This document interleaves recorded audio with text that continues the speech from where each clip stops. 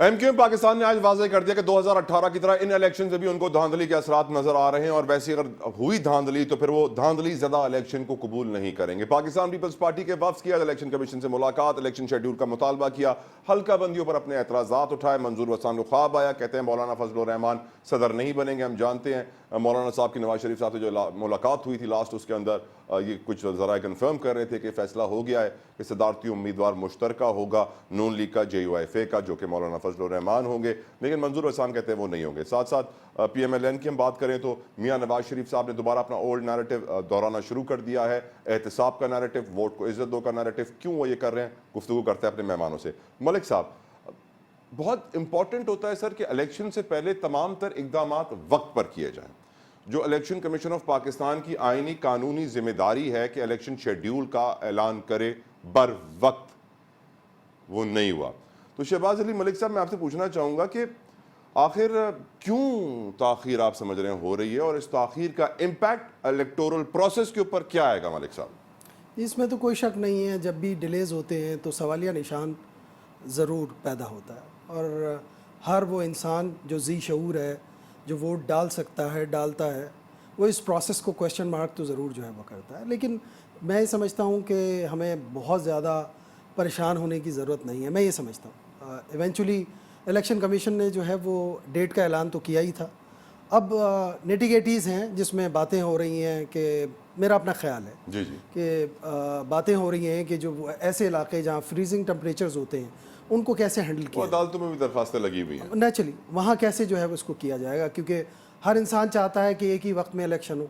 तो क्या ये मुमकिन हो सकेगा कि एक ही वक्त में इलेक्शन हो, क्योंकि फरवरी ऐसा वक्त है जहाँ पर जो है वो स्नो भी हो रही होती है, फ्रीजिंग टेम्परेचर्स भी होते हैं, माइनस न जाने कितना माइनस में भी चला और जाए। लॉ एंड ऑर्डर की सिचुएशन के ऊपर भी दरखास्तें अदालतों में है। वो ठीक है, लॉ एंड ऑर्डर जो है वो हम एक दूसरे को पसंद कितना करते हैं तो आपको भी पता है, तो अनफॉर्चुनेट है खैर।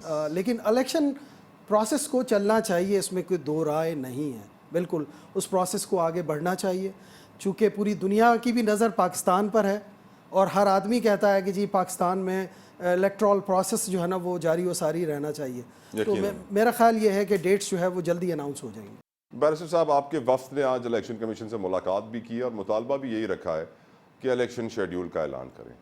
डिले, इतना डिले 5 तारीख को होना था, आज 11 तारीख आ गई है। आप क्या इम्पैक्ट देख रहे हैं इस डिले का बैरिस्टर साहब? देखिए, डिले की समझ तो नहीं आती, लेकिन जैसे हमें आप जैसे बाखबर सहाफ़ी और राय आमा बताती है, इसका कोई ना कोई कनेक्शन नून लीग के साथ है। क्योंकि जब पहले तो इलेक्शन की बात ही नहीं, डेट ही नहीं आ रही थी।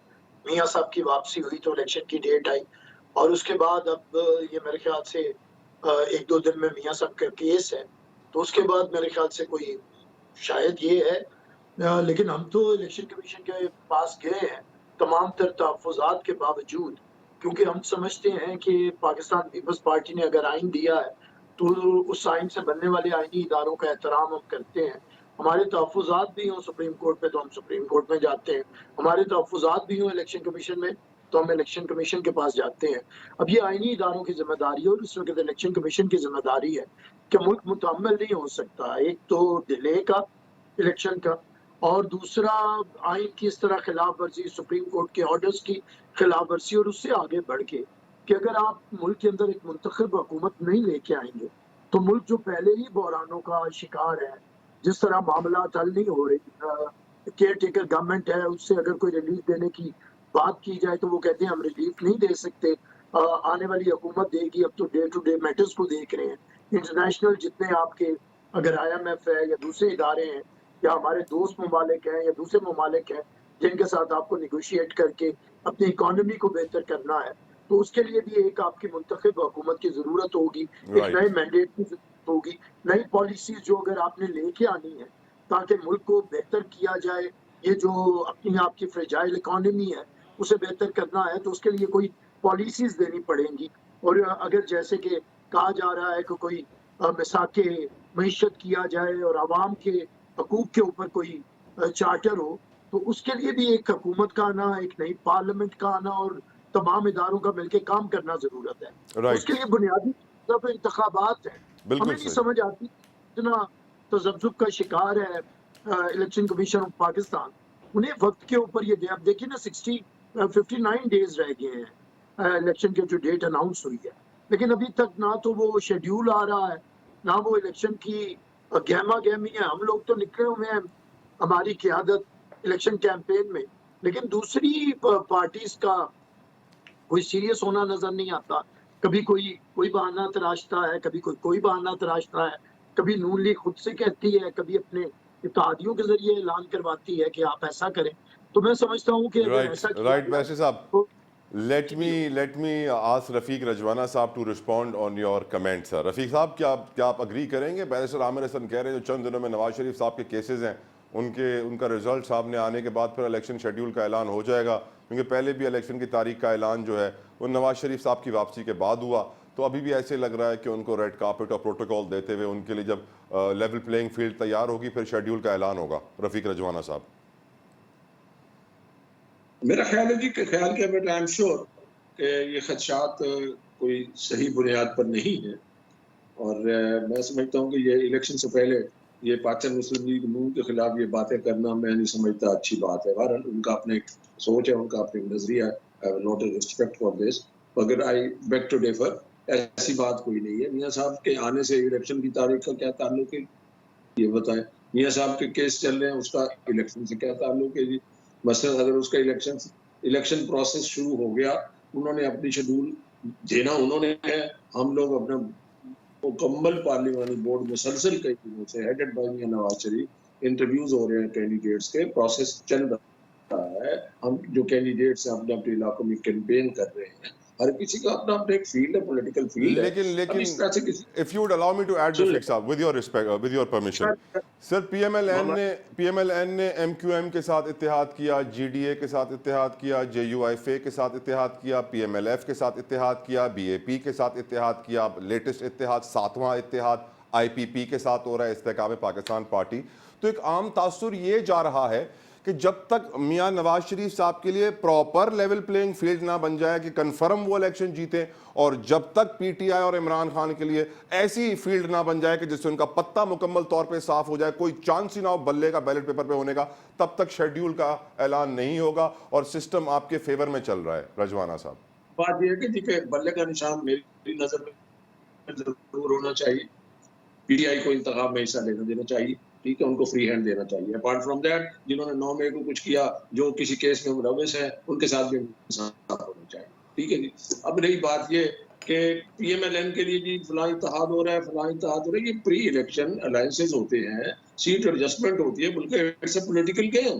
साथ में लाए, कल को अगर ऐसी सिचुएशन हो जाती है कि मिलकर हुकूमत बनानी पड़ती है तो आसानी हो जाए, आपकी पहले अंडरस्टैंडिंग हो जाए, प्री इलेक्शन अंडरस्टैंडिंग हो जाए, पोस्ट इलेक्शन भी अंडरस्टैंडिंग होती है। मुझे अफसोस है कि इन सारी चीजों को इस तरह से पेश किया जा रहा है एक नेगेटिव तासुर देने के लिए, वो नहीं होना चाहिए। ये सियासत है, सियासत में किसी को अलायंस करने से कोई रोक सकता है, किसी के अलायंस करने पर कोई उनको एतराज कर सकता है, किसी से मिलने में एतराज कर सकता है, और ये भी नहीं है कि हमारे अलायंस कंप्लीट हो या हमारी अंडरस्टैंडिंग हो उसके बाद इलेक्शन की डेट आए। ये अजीब ही बात है। बार मुझे इससे माजूर के साथ मुझे इससे इत्तेफाक भी नहीं है, बल्कि मैं इसको मतलब अपने तौर पर इसको समझता हूँ नामुनासिब।